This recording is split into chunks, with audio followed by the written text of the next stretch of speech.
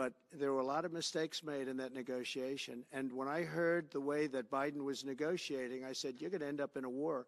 And it turned out to be a very bad war. And it could escalate. That war could escalate to be much worse than it is right now. They can never join NATO.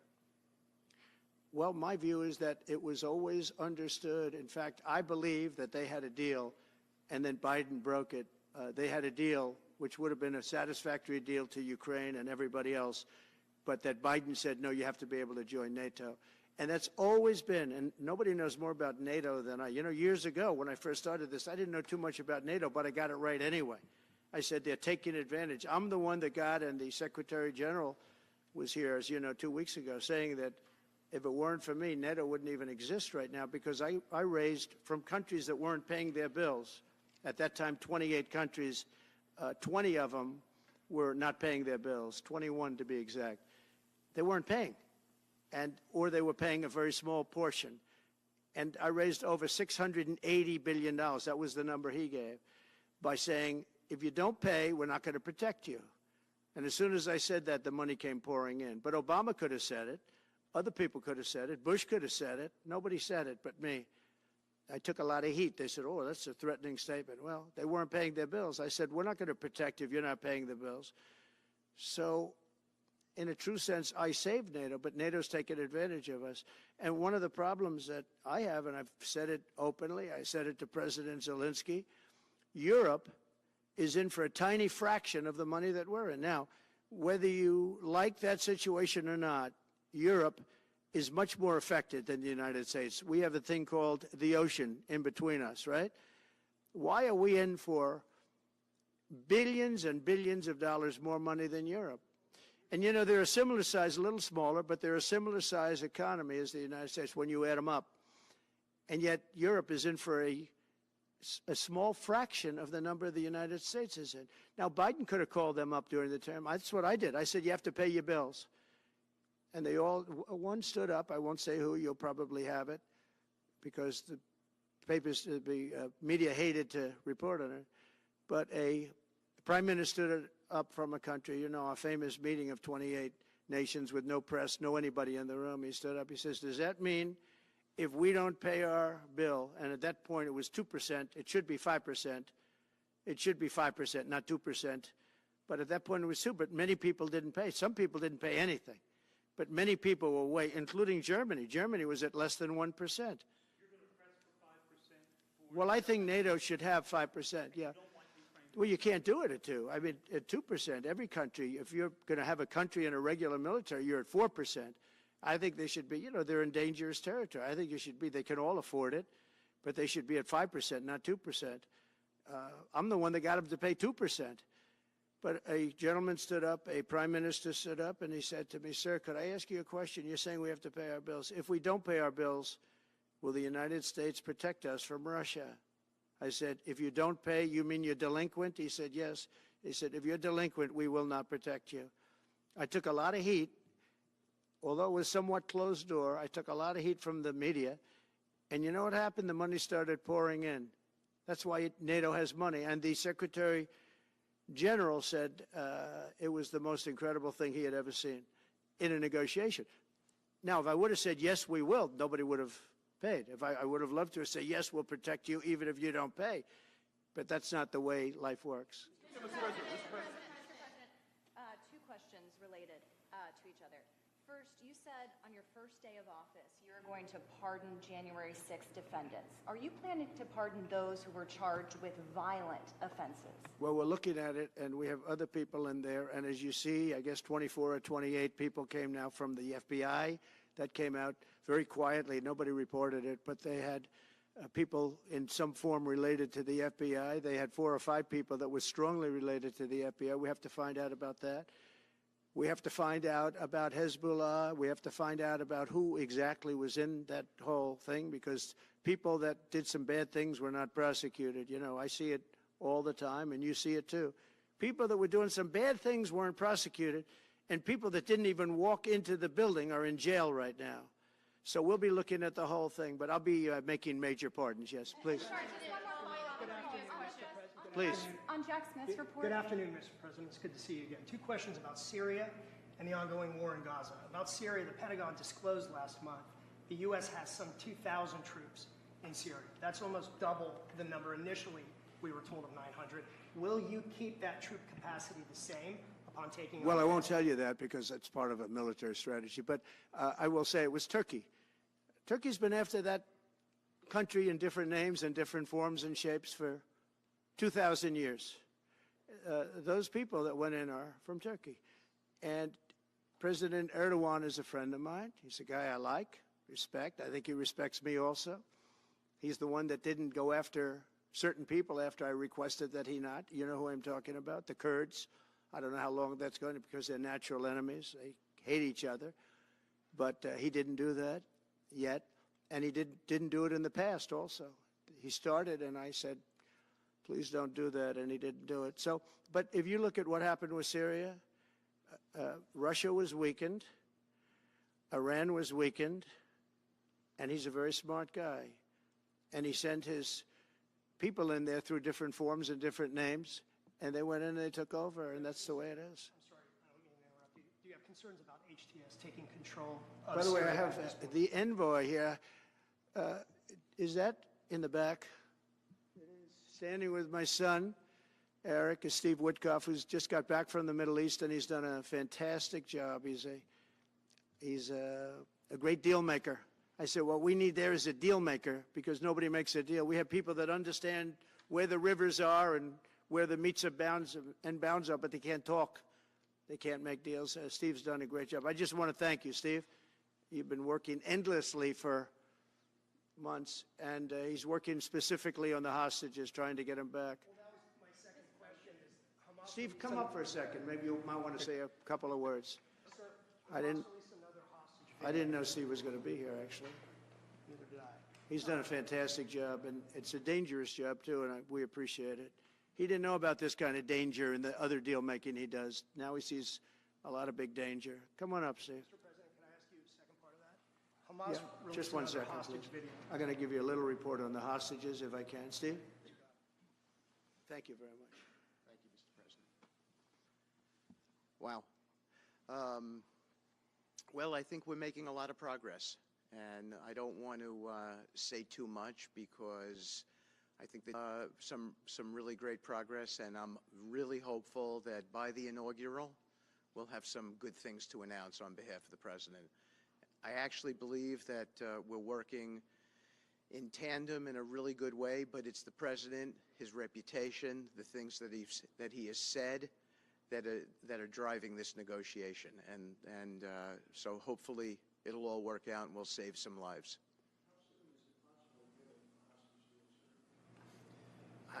I believe we've been on the verge of it. I don't want to discuss sort of what's delayed it. There's no point to be negative in any way. But I think it's the President, his stature, what he said he expects, the red lines he's put out there, that's driving this negotiation. I'm going back probably either this evening or tomorrow night. Are you confident there'll be a deal before January 20th, or is that something that's likely to happen, if there's a deal even at all? And we've been hearing this now for the better part of... I know. since October 7th. I would say, They better be. right, I would say that the President is exasperated. I don't want to talk for him, but look, I don't know anyone who delegates better than President Trump. He gives us a lot of authority to speak on his behalf, and he exhorts us to speak emphatically. And emphatically means you better do this, because the alternative. Do you think they're waiting for President Trump to take office? No, I think they heard him loud and clear. Better get done by the inaugural. But when you say all hell will Before be I paid, take all hell must be paid if they don't release the You know what that hostages. means, don't you? Well- Do I have to define it for you? Look, all No, I know hell you're not will gonna break out. telegraph If what- those hostages aren't back, I don't want to hurt your negotiation. If they're not back by the time I get into office, all hell will break out in the Middle East. And it will not be good for Hamas, and it will not be good, frankly, for anyone. All hell will break out. I don't have to say anymore, but that's what it is. And they should have given them back a long time. They should have never taken them. There should have never been the attack of October 7th. People forget that. But there was, and many people are killed. They're no longer hostages. I have people from Israel and others calling, begging me to get, we had also people there from the United States, just so you know. They're holding some so-called hostages from the U.S. But I've had mothers come to me and fathers crying, can I get the body of their son back? Can I get the body of their daughter back? That beautiful girl where they threw her in the car, pulled her by her ponytail and threw her in the car like she was a sack of potatoes. I said, what happened to her? Sir, she's dead. Like a 19, 20-year-old beautiful girl. And the way they treated her. And I just say it this very simply. Steve's got a job to do. He's a great guy, great negotiator, great person. They respect him over there already. It's what we needed over there. We have people that know everything about the Middle East, but they can't speak properly. They don't know. He's a great negotiator. That's what I needed. I could have sent that gentleman right over there, Hussein. He's a great negotiator. There are people, they're rare. Great negotiators are very rare, like a great surgeon. But we have the right person. But I tell this, I don't want to hurt the negotiation. If the deal isn't done before I take office, which is now going to be 2 weeks, all hell will break out in the Middle East. Okay? Thank you, Mr. President. You've done a great job. Thank you. Mr. President, more than 140 police officers were injured by rioters on January 6th. Will you pardon anyone who attacked a police officer? Well, the only one that was killed was a beautiful young lady named Ashley Babbitt. She was killed, and there was actually somebody else that was killed, also a MAGA person, but people don't give it 100% credibility. I'm going to find out about it, and we're going to find out. But Ashley Babbitt was killed. She was shot. She had never been shot. She was shot for no reason whatsoever. In fact, they say that she was trying to hold back the crowd, and the crowd was made up of a lot of different people, so we'll see. But I will tell you this, the person that was killed was Ashley Babbitt. The other thing is, when they talk, there was never charges of insurrection or anything like that. But if there were, this would be the only insurrection in history where people went in as insurrectionists with not one gun, okay? And let me tell you, the people that you're talking about have a lot of guns in their home for hunting and for shooting and for entertainment, a lot of good reasons. But there wasn't one gun that they found. And why didn't they find the bomber, the pipe bomber? They know who the pipe bomber is. The FBI knows who it is. The status of the FBI has gone down so far, and the status of the DOJ, or as I call it, the Department of Justice, it's the Department of Injustice. It's being laughed at all over the world. And hopefully with Pam Bondi and with Kash Patel and with other people that we're putting in, that will all come back. If you do a poll in the FBI, I guarantee I'm at like 90% with the agents of the FBI, but they have hurt that incredible place. Law enforcement, you think of the FBI, they raided this house. By the way, they could have told me, could I see this? I would have given them, I actually told them, come in anytime you want. You can see anything. They raided the house, and the case was dismissed. And now I'm in litigation. I'm suing them for doing that. And I feel so badly doing it. I'm the President of the United States, and I'm suing the United States. But I'm suing them for other things, too. The FBI has gone so, its reputation has been so horribly hurt. Between Comey, who is the worst, and all of the others, what's happened to the FBI is, and we're going to make it great again. We're going to make the FBI great again. We're going to make the Department of Justice fair and strong, but fair again. Because all they did was attack me because I'm their political opponent. And that includes with local judges like Marchand. You ought to find out. Ask them, why do I have a gag order where I'm not allowed to speak? Think of it. I'm the President of the United States, and I'm not allowed to speak. Why? Because if I did speak, people would understand the scam. It's a scam. And we have very dishonest judges, and New York judges are very bad. We had one that valued this house at $18 million because it was good for their case. He actually valued that chandelier is worth more than $18 million. He valued this house at $18 million. And we have another one who was so nasty, so horrible, such a brute, most vicious, vile person. These are New York judges. But we've won most of the cases, so we're very happy about that. Please. Your position is clear, but have you directed your staff to take these specific actions to draw plans? And can you elaborate again? You didn't rule out military coercion. Well, we need Greenland for national security purposes. I've been told that for a long time, long before I even ran. I mean, people have been talking about it for a long time. You have approximately 45,000 people there. People really don't even know if Denmark has any legal right to it. But if they do, they should give it up because we need it for national security. That's for the free world. I'm talking about protecting the free world. You look at, you don't even need binoculars. You look outside, you have China ships all over the place. You have Russian ships all over the place. We're not letting that happen. We're not letting it happen. And if Denmark wants to get to a conclusion, but nobody knows if they even have any right, title, or interest. The people are going to probably vote for independence or to come into the United States. But if they did do that, then I would tariff Denmark at a very high level. Have you asked your staff to draw plans for acquisition? I mean, are you actively No, we're not pursuing- at that stage, but we have people. I haven't even entered office yet. Secondly, sir, Elon Musk has drawn some criticism and a lot of attention for some of his actions and provocative statements about foreign affairs, including in Europe. Your reaction to that, is that appropriate for You mean where he likes people that tended to be conservative? I don't know the people. I can say Elon's doing a good job, very smart guy. I don't know the people you're talking about. He was, I know he said some negative things about a couple of people that are running for office, but it's not so unusual. Yes, please. I wanted to ask you about Ukraine and Putin. How soon do you anticipate going to meet with Putin to discuss the Ukraine situation? Well, I can't tell you that, but I know that Putin would like to meet.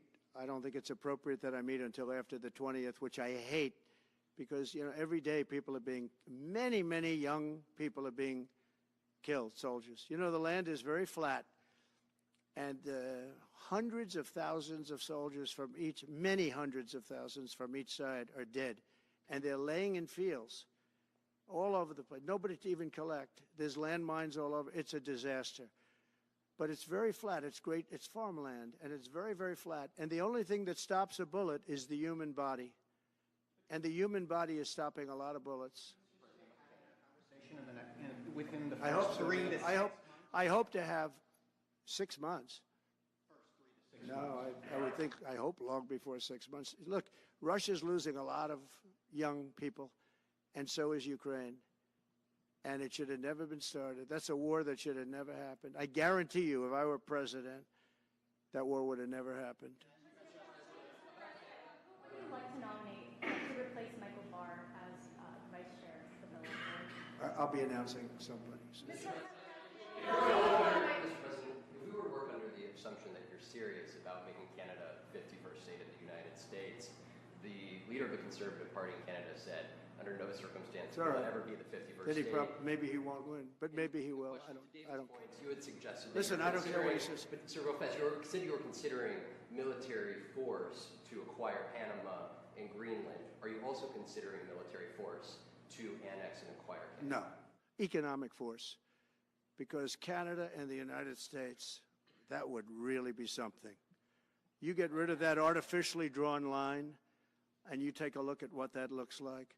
And it would also be much better for national security. Don't forget, we basically protect Canada. But here's the problem with Canada. So many friends up there.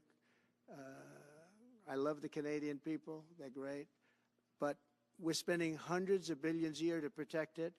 We're spending hundreds of billions a year to take care of Canada.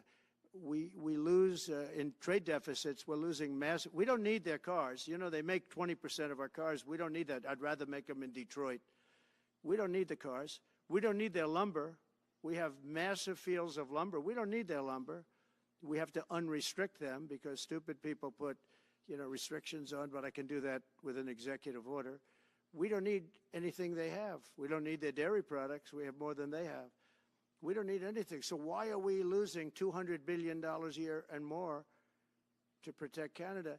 And I said that to, as I called him, Governor Trudeau. I said, listen, what would happen if we didn't subsidize you, if we didn't because we give them a lot of money. We help them. As an example, we're buying icebreakers, and Canada wants to join us in the buying of icebreakers. I said, we don't really want to have a partner in the buying of icebreakers. We don't need a partner. But no right. Nope, no right. Here's what we have. We have a right not to help them with their financial difficulties because we owe $36 trillion too. We're going to start knocking it out pretty fast, but we're going to be able to do it because of energy and other things. But no right. No right. But why are we supporting a country, 200 billion plus a year? Our military is at their disposal. All of these other things, they should be a state. That's why I told Trudeau when he came down, I said, what would happen if we didn't do it? He said Canada would dissolve. Canada wouldn't be able to function if we didn't take their 20% of our car market. Again, they send us hundreds of thousands of cars. They make a lot of money with that. They send us a lot of other things that we don't need. We don't need their cars, and we don't need the other products. We don't need their milk. We get a lot of milk. We get a lot of everything, and we don't need any of it. So I said to him, well, why are we doing it? He said, I don't really know. He was unable to answer the question, but I can answer it. We're doing it because of habit, and we're doing it because we like our neighbors, and we've been good neighbors. But we can't do it forever, and it's a tremendous amount of money. And why should we have a $200 billion deficit and add on to that many, many other things that we give them in terms of subsidy? And I said, that's okay to have if you're a state. But if you're another country, we don't want to have it. We're not going to have it with European Union either. European Union, we have a trade deficit of $350 billion. They don't take our cars. They don't take our farm product. They don't take anything. And so we're not going to have it with them either. Brian, go ahead. Yes. Happy New Year, by the way. Thank you. We have some breaking news. You may not be aware of this, but it looks like Canon has blocked the DOJ from releasing the Smiths report until further court proceedings. Get your thoughts on Wow, that. that's a big story. Yeah. So if I get it right, the fake witch hunt started by the DOJ having to do with books and records, and Biden had many more, and he wasn't protected by the Presidential Records Act. I was. But all of that fake stuff that took the lives of people, I mean, literally destroyed people. People are destroyed because of what they did. Destroyed. But we got to be president. But Biden did it for 40 years. He did it when he was a senator. That was illegal. And they ruled it was illegal. How about that? They said, it's illegal, but he's unfit to stand trial. So he can stand and be president of the United States, but the prosecutor found that he's unfit for trial.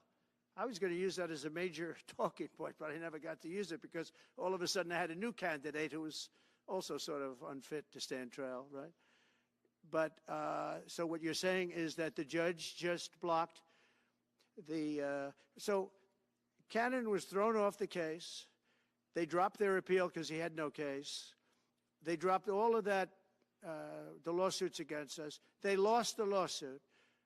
So this is deranged Jack Smith.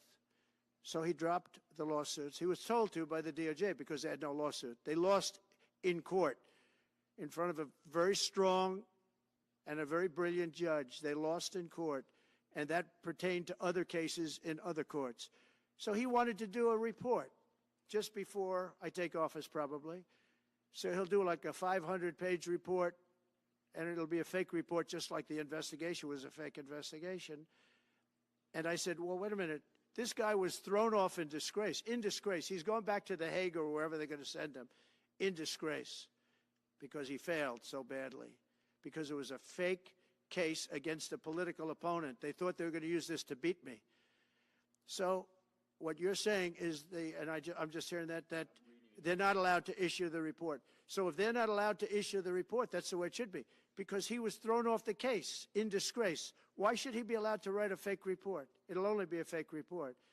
That's great news. Yeah. Good. And if I can just follow up real quickly, you want to comment, many Americans are angry that we're sending millions of dollars every month to the Taliban. Do you anticipate? It's not even believable.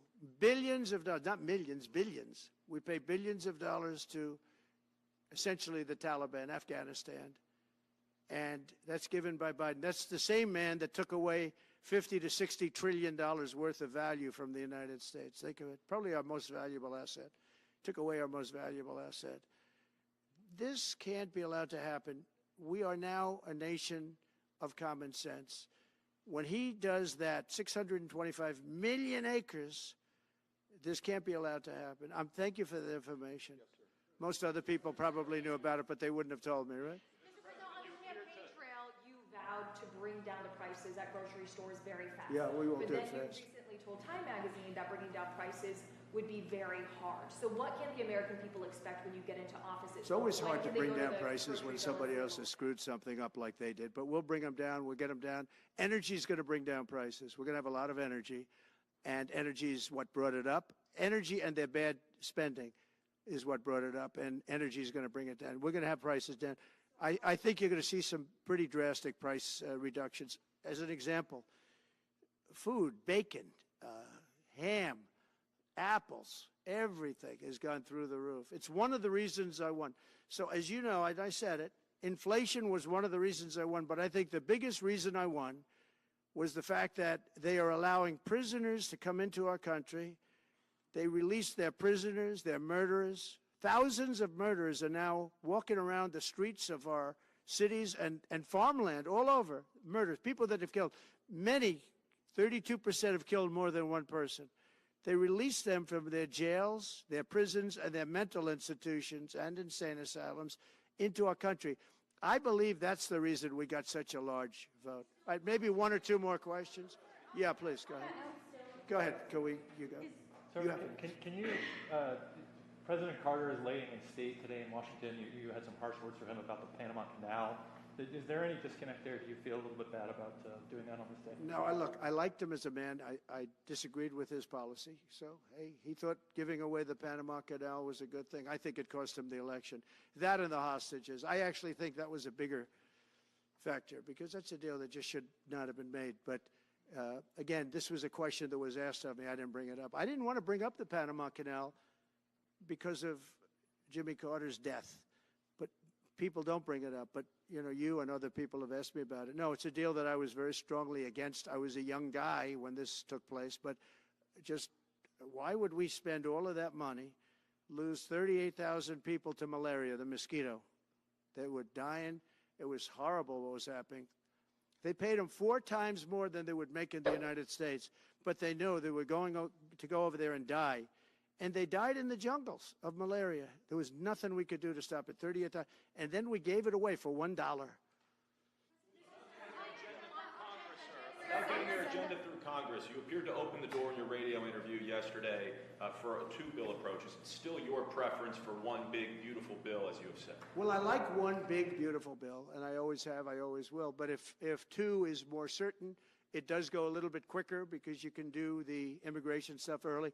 Now, you have to understand, for immigration and for the wall, we won the case on the wall. You know, they tried to sell the wall for 5 cents on the dollar, by the way. And we had, fortunately, a judge that stopped that. But they were already discarding the wall. And 5 cents on the dollar. And you know what they were doing? They were calling us up and saying, we'll sell it back to you at 200 cents. In other words, double what we paid for it. So they were going to buy it from this guy for 5 cents on the dollar. They were making deals. And fortunately, we had a very smart judge that stopped it cold. I think he called for an investigation, too, and he should. But think of it. They were selling the wall that was exactly the wall that the Border Patrol wanted. That was designed by them. Steel, concrete, rebar, exactly as they want. Very, very heavy steel, very powerful steel, hard to cut. Very, very heavy, 7,000-pound concrete, which is a very strong concrete. Everything was top of the line. Very expensive. Would be double what we paid for it then, 6 years ago. But let me just tell you, they were selling it for 5 cents on the dollar to people, and those people were calling us, asking us to pay them 200 cents because it's a good deal because we can have it immediately. And you know what immediately is? Just leave it in place. No, the papers haven't written that, though. You understand? That deal is like all the other things that these people do. These people either hate our country or they're very stupid. And I don't believe they're stupid, because nobody can cheat on elections like they cheat and be stupid. They either hate our country or they're stupid. So remember what I said, because nobody wants to report it. They were selling the wall for 5 cents on the dollar and trying to resell it back to us for 200 cents or less, but for 200 cents on the dollar. That's a nice return. Meta today announced that it will stop putting fact checks on posts on its website. And Meta said today it would stop putting fact checks on its website and instead allow community to Yeah, fact well, I check watched it. their news conference, and I thought it was a very good news conference. I think they've come a long way. Meta, Facebook. I think they've come a long way. I watched it. The man was very impressive. I watched it on Fox. I'm not allowed to say that. Say it? Do you think he's directly responding to the threats that you have made to him in the past with these Probably. actions? Yeah, probably. The last time you were here, you were asked a question about the U.S. possibly launching a preemptive strike on Iran. You said you wouldn't answer that question. On who? Obviously, on Iran. The U.S. launching a preemptive strike on Iran's nuclear facilities. You And I you said, couldn't answer that question. I don't talk about it. It's a military And that's strategy. understandable, but it is a legitimate question. It's something that Well, it's not really, because only a stupid person would answer it. Look, it's a military strategy, and I'm not answering your questions on military strategy. All right, one more. Brian, go ahead. Brian? Could you give us a preview of what you might be talking to leaders of Congress who are expected to come here in the next couple of days? And you've got a very supportive Congress.